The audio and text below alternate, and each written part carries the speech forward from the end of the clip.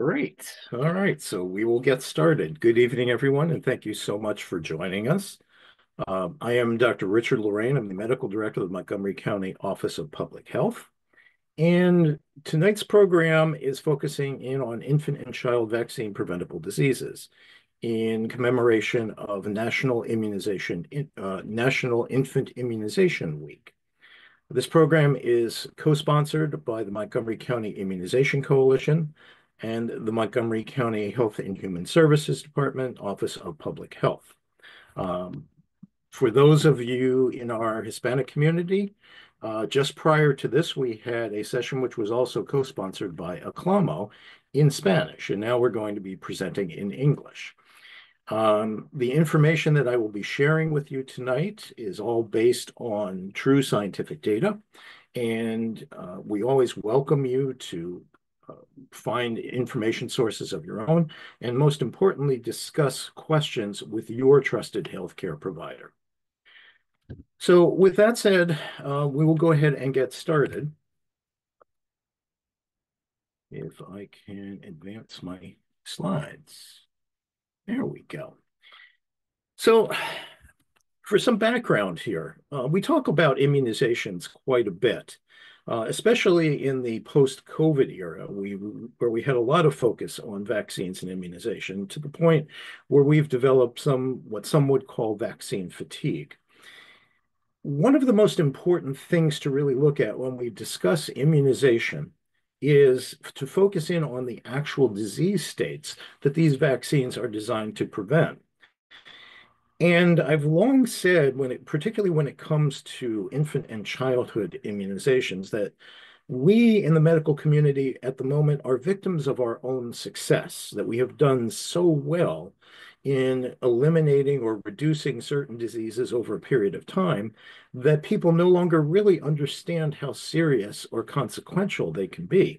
So what we're going to be doing this evening really is focusing in on not so much the vaccines and the immunization process, but the actual childhood diseases that these vaccines have done such a good job of reducing or eliminating. If you go back maybe 75 years or so to the 1950s, everyone really knew the severity of these diseases. It was very, very common to know someone or have someone in your family who had paralysis as a result of having polio, or perhaps had hearing loss as a result of a Haemophilus influenza B infection, or had chronic difficulty with intellectual development due to meningitis.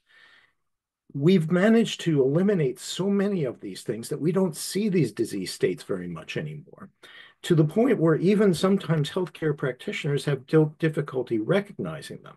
I would point out that most of you are aware that we've had some recent measles cases in the area, and the country overall is experiencing an outbreak the like of which we have not seen in 25 years. And I would venture to say that it's a little difficult initially for a lot of medical providers who have never actually seen this disease to be able to diagnose it expeditiously. So what I've done here is to put together the more common childhood diseases and talk about what things were like before we started with these immunizations. So prior to the introduction of these routine childhood immunizations, vaccine preventable diseases were a leading cause of morbidity and mortality in infants and young children.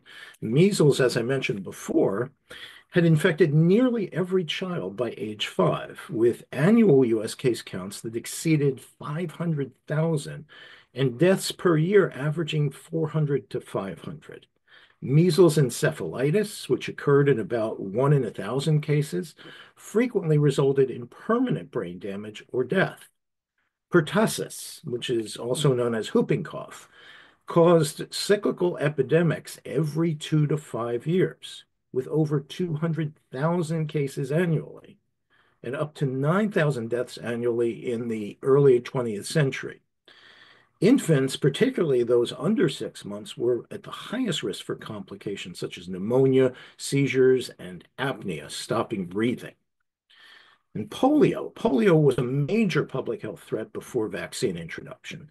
During the peak years in the 1940s and 1950s, the United States saw up to 58,000 annual cases, including about 21,000 cases annually of paralysis, more than 3,000 deaths. The disease struck suddenly, and while many infections were mild or asymptomatic, uh, the paralytic polio often left the survivors with lifelong disability. And similarly, the HIB, Haemophilus influenza B, bacteria was the leading cause of bacterial meningitis in children under 5. There were an estimated 20,000 cases per year and 1,000 deaths before vaccination began. About 15 to 30% of HIB meningitis survivors experienced lasting neurologic deficits, including hearing loss and developmental delays. Other significant vaccine preventable illnesses included diphtheria, which caused over 15,000 deaths annually in the 1920s, primarily from airway obstruction or myocarditis, inflammation of the heart. Rubella, which caused widespread outbreaks every 6 to 9 years.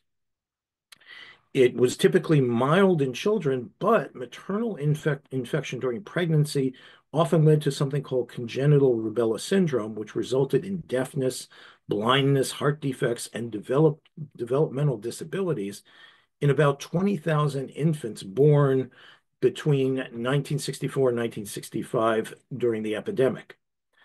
Collectively, these diseases exacted a heavy toll on young children and their families, both in acute illness and long-term sequelae, that highlighted the transformative impact of vaccines on pediatric health. So, what has happened in the 75 years since then? Well, here's a category of these common preventable diseases, and here's the differences that are due to vaccination. And you see within each category, there's a difference in terms of the number of illnesses prevented, the number of hospitalizations prevented, and the number of deaths prevented. Some diseases were very widespread, but didn't really have a very high death rate. Some of them may not have been as widespread, but had very significant mortality. If you sum up all of these vaccine preventable diseases and look at what has happened in that 75-year period, we have been able to prevent over 500 million illnesses total. Of those illnesses, the ones that would have required hospitalization, we have prevented close to 32,000 hospitalizations. And deaths, we have prevented over 100,000 deaths. So this is pretty significant. This is one of the best success stories that we have in public health over the past 75 years. Now, I think it's very important to go back and look at all of these individual diseases so that we really understand the impact that immunizations have had. So we're going to be going through, actually, let me go back if I can get to my agenda. Here we go. So we've talked about the era of vaccination. We're going to go through all of these vaccine preventable diseases. We'll discuss the bug that causes them, what type of illness it causes and how it gets transmitted, the typical complications, what is the mortality rate, how long ago did we start with the vaccine, and most importantly, what has the vaccine done to decrease the total number of cases? Hopefully, if we get through these, I have a few slides on frequently asked questions that have to do with some of the most commonly asked things when you are bringing your infant into your pediatric medical provider for an immunization visit. So the first one that we will start with is tetanus. Now, this is an interesting one because it causes a very severe illness, but it's a relatively rare thing. This is not transmitted person to person, but it enters the body through cuts or wounds contaminated with the bacteria. And once inside, it produces a toxin that causes painful muscle spasms, lockjaw, a spasm of the jaw muscles, and difficulty breathing. The complications can include bone fractures that are caused by the muscles spasming so tightly they actually break the bones. Can also cause respiratory failure and death. Before vaccines, tetanus was a frequent and deadly disease, but the vaccine introduced in the 1940s has led to a reduction of over 95% of cases. Diphtheria. This is a pretty serious bacterial infection. It's caused by, that's pretty much a mouthful, Corynebacterium diphtheriae. It's okay if I can pronounce these things. I know no one else can, but as long as I can get them, it's pretty good. It produces a toxin that leads to this gray membrane that you can see in the picture there in the back of the throat. It makes it difficult to breathe or swallow. It spreads through respiratory droplets or close contact. Now, if it's not treated, diphtheria can cause severe complications such as inflammation of the heart and nerve damage. It has a fatality rate of up to 10%, but thanks to widespread use of vaccines starting in the 1940s, diphtheria cases have declined by more than 99% in countries that have strong immunization programs. Pertussis, whooping cough. Now, we've been seeing a little bit of this over the past few years because, unfortunately, the immunity does wane over time, and certain boosters are necessary to keep that up. It's a highly contagious respiratory disease caused by something called Bordetella pertussis. It starts like a cold, but it progresses to really severe coughing fits that can last for weeks. Infants are at the highest risk of serious complications like pneumonia, seizures, and brain damage. And the deaths occur most commonly in babies under 6 months. Vaccine has been available since the 1940s and significantly reduces the disease incidence. And as I mentioned, immunity can wane over time. So this one's really, really important to keep up with boosters as recommended. HIB, which stands for Haemophilus influenza type B. This is a bacteria, and it causes severe respiratory infections in young children. It can cause meningitis, pneumonia, and something called epiglottitis, where the back of the throat gets so inflamed that it can really cause swelling and spasm and block the airway. It spreads through respiratory droplets. It was once the leading cause of bacterial meningitis in children under age 5. And the complications can include brain damage and hearing loss. When the vaccine was introduced in the late 1980s, invasive HIV disease has dropped by more than 99%. And this is one that I actually remember because I was in practice when this vaccine was first developed and brought out. Before the use of this vaccine, when we would see children with severe respiratory illnesses, HIV was always in the differential diagnosis. Since that time, we almost never see it. Polio. And the slide I have here is President Franklin Roosevelt, who did suffer from polio when he was a child and developed what we call post-paralytic syndrome or post-polio syndrome. He was barely able to walk later in life and very frequently had to use a wheelchair. It's a crippling and potentially fatal disease that's caused by the polio virus. Spreads mostly through transmission through the oral method of contamination, people not washing their hands, particularly after using the bathroom. It can also spread via contaminated water. Most infections are mild or symptomless, but in some cases, the virus attacks the nervous system and it can cause paralysis or death.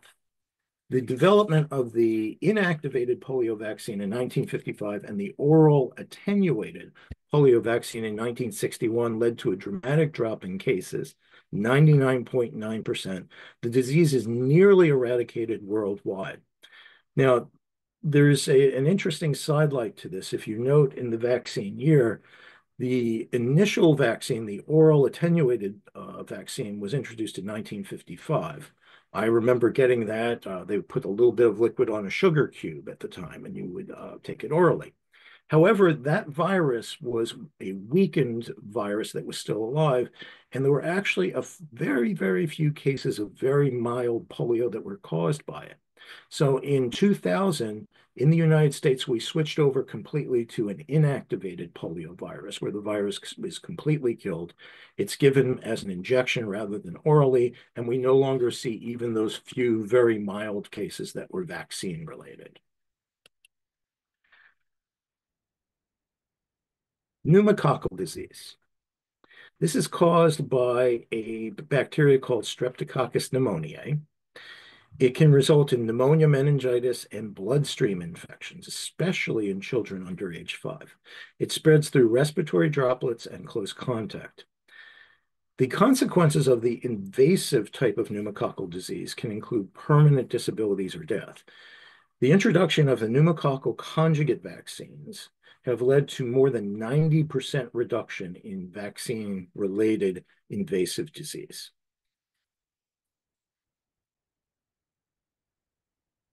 Rotavirus. So rotavirus is a highly contagious gastrointestinal virus. It causes severe diarrhea and vomiting in infants and young children. It also spreads through the oral contamination route and can rapidly lead to dehydration and a need for hospitalization. It's rarely fatal in developed countries that have an established medical system, but it does contribute to many deaths globally. The vaccine was introduced in 2006, and there's been a significant drop in hospitalizations in severe cases, often 80 to 90%. Hepatitis B, it's a liver infection. It's caused by the hepatitis B virus, which can be acute or chronic. And the chronic cases are especially those contracted early in life. It spreads through blood and body fluids, which includes during birth from mother to infant if the mother is infected. The chronic infection increases the risk of cirrhosis, damage to the liver failure, and liver cancer. And since the vaccine's introduction in 1981, routine infant immunization has cut new infections about 98%. Measles. So this is the one that's of interest right now. Its medical name also is rubeola. If you hear that, it's the same thing as measles. And it is caused by specifically the measles virus. This is one of the most contagious viruses known. It spreads through the air via respiratory droplets. And if someone is susceptible to infection, they have not been immunized, and they're exposed, there's a 97% chance that they're going to get the disease. It causes fever, cough, runny nose, and this distinctive rash that you can see. It can lead to complications like pneumonia, encephalitis, and there's also a fatal degenerative brain disorder called subacute sclerosing panencephalitis, which is another one of those medical mouthfuls. We just abbreviated SSPE. It's a severe inflammation of the brain. Prior to vaccination, the measles caused widespread illness and death, but since the introduction of the vaccine in 1963, cases have fallen dramatically by more than 99%. In 2000, we actually declared the disease eradicated in the United States. And since that time, we've only had sporadic cases that are often acquired abroad by people traveling and brought back to the United States with a minimum amount of transmission. This year, unfortunately, I think we may be in danger of losing that designation as our current case count is well over 700 for the year. And of course, it's only April at this point. So this is more measles than we have had in the last 25 years. This may be kind of the key and focus for the presentation tonight, that we want to really reestablish the importance of keeping up with these vaccines. Measles is one of those vaccines that has what we call herd immunity. If you get above a certain percentage vaccinated, it makes it extremely unlikely that the illness can be transmitted. That number is about 95%. And across the country, that number has dropped below 95% for the most part. We're kind of fortunate here in Montgomery County. We're pretty good with our immunizations, and our school-age children are over 95%. But this is something that really is the key and one of the focuses for tonight's presentation. Mumps. So mumps is also a viral illness. It causes severe swelling of the salivary glands, and you can see that in the picture here. It can lead to fever, headache, and fatigue. It's transmitted through respiratory secretions or direct contact. The complications include something called orchitis, which is an inflammation of the testicles in males, and it can lead to infertility. It can also cause meningitis and hearing loss. It was once common in childhood, but since the vaccine was introduced in 1967, cases have been reduced by more than 99%. German measles, rubella, also known as three-day measles. It tends to be a mild illness in children. It causes a rash and a fever, although not quite as high as what we'll see with measles. The important thing, as I mentioned before, is if a woman is infected during pregnancy, it can lead to a miscarriage or serious birth defects known as the congenital rubella syndrome. But thanks to widespread vaccination since 1969, rubella and CRS have been nearly eliminated in countries with high vaccine uptake. Varicella, chickenpox. So chickenpox is caused by the varicella zoster virus. This used to be a universal childhood illness, and it spreads very, very easily through respiratory droplets or direct contact with the fluid from the blisters from the rash. It's usually mild, but it can cause complications like pneumonia, skin infections, or encephalitis. The vaccine was introduced in 1995. We've reduced cases by over 90% and significantly decreased hospitalizations and deaths. This is an immunization that is sometimes questioned.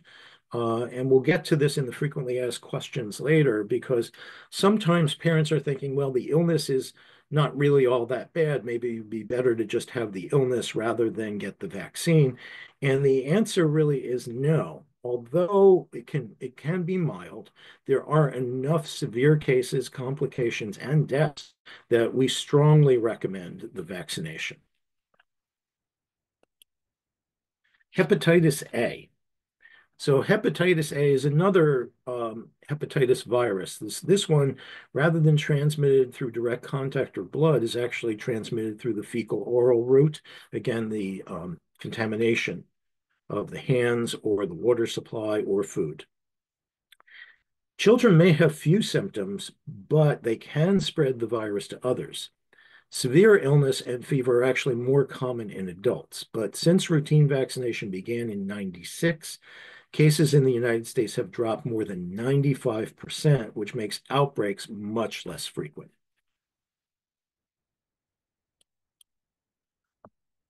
And influenza. So influenza we talk about every year. And why do we do that? Well, the seasonal influenza is caused by viruses that mutate frequently, so it requires updated vaccines each year. The flu can cause high fever, cough, muscle aches, and fatigue, and can lead to serious complications like pneumonia or hospitalization, especially in young children. The effectiveness of the vaccine varies, but annual vaccination does remain the best protection and significantly reduces the risk of severe outcomes. So this vaccine, it's important to note, when we do immunize for influenza, we're not so much immunizing to prevent the disease as we are to prevent the complications of the disease and the severe outbreak of disease. So although it may sometimes be as low as 25 to 30% effective in preventing influenza, typically it is 75 to 80% successful in preventing hospitalization. And in that way is kind of similar to COVID vaccine. And the purpose of COVID vaccine is also similar, to prevent serious illness or hospitalization. Well, we buzzed right through those. Now, that was, of course, a lot of information. I do want to point out that this presentation will be recorded and will be available on demand. So if you feel like going through it again to look at any of those particular diseases, I realize I really sent, it really gave a lot of information in a very short period of time. But the whole purpose of this really is to just reinforce the idea that these are severe illnesses. And we have done so well in preventing them and decreasing the number of outbreaks that it's important that we keep in mind that the immunization has to be kept up so that we don't see these diseases return. Now, having said that, we'll move along to the frequently asked question, probably the most frequently asked question of all. When we have the initial visits for newborns, we're giving lots of vaccines. Sometimes we're giving up to 5 or so at one visit, and they may be combined vaccines, so the total number is even higher. So the question that many parents will ask is it safe to get so many vaccines at one time? So what they're thinking about for the most part is that we're giving so much in the way of vaccines. But it turns out that what we're doing over time, we've gotten better and better with all these vaccines, and we're using smaller and smaller amounts because we've made them more and more effective. So actually, the amount of antigens, which are the particles that the body reacts to in the vaccine, the amount of antigens that are in all these vaccines that we're giving are actually less than they were up to over 100 years ago when all we were giving was a smallpox vaccine. And by the way, I use the term we advisedly. I was not around at the time.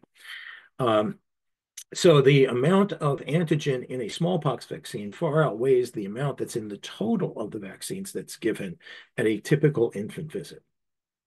So the next thing that parents often worry about is, well, what about side effects? If we're giving so many of these vaccines at one time, are there going to be a lot of side effects? And the answer is, well, all vaccines do have potential side effects, but they are not additive. So you might get a sore arm or a little bit of fever or a little bit of crankiness for a day or two from any one of these vaccines, but it does not add to any of the previous ones. So we can give more than one at a time, and we're not going to see more in the way of side effects. I think at this point, I'm going to digress just a little bit and talk about side effects because that is an issue that comes very, very frequently. I think it's important for us in the medical community to acknowledge that all vaccines, every single one, has potential side effects. What we do when we look at whether or not to give a vaccine, it's the same thing that we do with everything else in medicine. Any medication that we prescribe, any surgery that we recommend, any type of treatment. We look at something called a risk-benefit ratio. We look at what the potential risk of the condition is. We look at what the potential risk of the vaccine is. We look at the benefit of the vaccine in preventing the disease. And if the benefit outweighs the risk, we make that recommendation. As you'll see in a later slide, most of the side effects for vaccines tend to be relatively mild, relatively short-lived, and temporary. There are occasional more severe side effects, but they are exceedingly rare. And when you balance that against the potential for the illness that they are preventing, it is clear that for these recommended immunizations, the risk-benefit ratio is far on the side of the vaccination. So another concern that parents will often have, and I mentioned this in terms of chickenpox, does the vaccine work just as well as getting the disease naturally? Is the immunity the same? Well, for the most part, it's the same or sometimes a little bit better. There's something that we will look at in another slide that indicates a certain disease, particularly measles, can make things a lot worse for the immune system. But for the most part, these vaccines are very, very good and do provide a long period of immunity. Now, here's something that pretty much happens on a daily basis when we look at all of these vaccines, and this is a very reasonable question also that parents will ask. Is it possible that we could maybe spread out these vaccines, not give them all at one time, so as to potentially avoid any problems? Well, a couple of concerns about that. So number one, we have studied these vaccines very, very carefully and looked at the immune response when we give them at the scheduled intervals. And we haven't looked at whether or not giving it over a different interval would provide the same benefit. It's quite possible it might not work as well. The other part of that is that we are trying to prevent and protect infants and young children against serious diseases. And the longer we go without giving that vaccine, the longer is the period of time that they are unprotected. So, having looked at those two things, and the fact that, again, the side effects are really not additive, we really recommend that we try to keep to that interval. Another thing that often may happen, the second problem, is that if we do space out that interval, the chance that one or more of them is going to be missed or delayed tends to go up pretty significantly. So we do really recommend trying to keep to that interval. The next frequently asked question, well, as I alluded to before, maybe it's just better to get the disease, get it out of the way, and it's not so bad after all, and that way they'll be immune to it afterwards. So the first issue is that the illness, a lot of these illnesses can be mild and deaths are relatively rare. Well, it's variable. And as you saw from the information I presented earlier, some of these do have a really significant percentage that can be severe. And in some cases, there can be a significant amount of deaths. Even if death is relatively rare, the statement that pertains here is that one death from a preventable disease is one too many. So if we can prevent it, it's worth doing. We talked about the question of natural immunity being better. Well, again, they are comparable. One of the things that's really important to look at is something called immune amnesia. This is a condition that's associated with measles, and one of the reasons that we're very concerned about that, aside from the fact that measles is a very severe illness in and of itself. Immune amnesia is caused by a measles infection which destroys the memory immune cells in the body. And this happens a significant percentage of the time. So it turns out that it decreases overall immunity, not just to measles, but to everything by somewhere around 30 to 50%.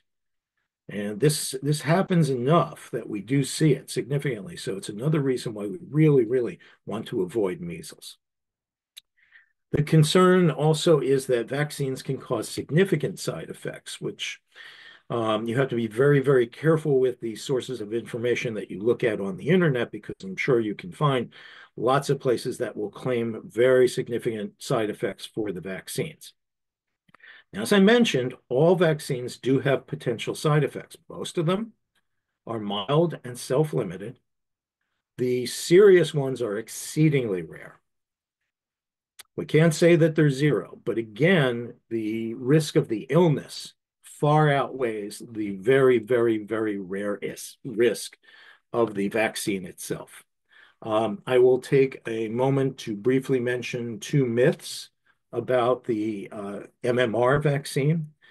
Number one, that there's an association between MMR vaccine and autism. This was caused by a publication of a study in the late 1990s, which was poorly designed, poorly run, poorly presented, and was actually withdrawn within a few years by the journal which published it. However, this myth continues. The total number of cases of autism that were looked at in that study were 8, not 800, not 8,000, 8 cases. Since that time, we have over 28 studies that have looked at up to 500,000 immunizations with MMR, and there is no link that has been established between MMR vaccine and autism. So that is thoroughly disproven. There's been a relatively recent comment made that's making the rounds that says there are some deaths associated yearly with the MMR vaccine. That's just not true at all. So the data does not support that. That is an incorrect statement.